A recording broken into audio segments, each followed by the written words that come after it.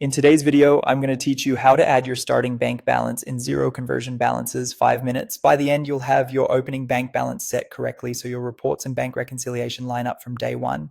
We'll log in, navigate to the right settings, choose the conversion date, enter the balances, and save. Quick and clean. Start by signing into Xero. Head to the Xero login page, click login, enter your credentials, and complete any security prompts. Once you're in, you'll land on the Xero dashboard. This is your starting point for everything we're about to do.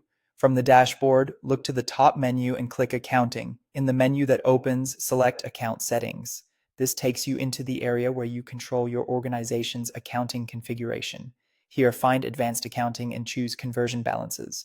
This is where Xero stores the starting positions for all your accounts when you begin using Xero or switch from another system. Next, set your conversion date.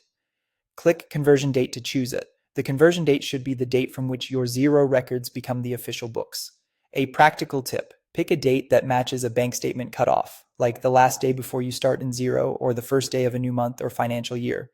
Consistency here makes reconciliation smoother and avoids gaps or duplicates. Now enter the amounts. In the Conversion Balances screen, locate your bank account and enter the starting figure in the appropriate column.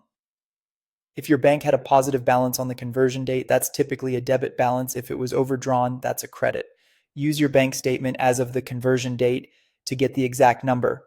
If you have more than one bank account, click Show All Accounts to reveal everything, then enter each starting balance one by one.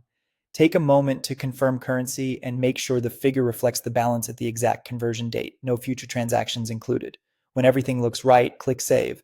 Xero will lock in those opening balances and use them as the foundation for your reconciliations and reports. After saving, return to your dashboard and glance at your bank accounts tile to ensure the starting figure looks as expected.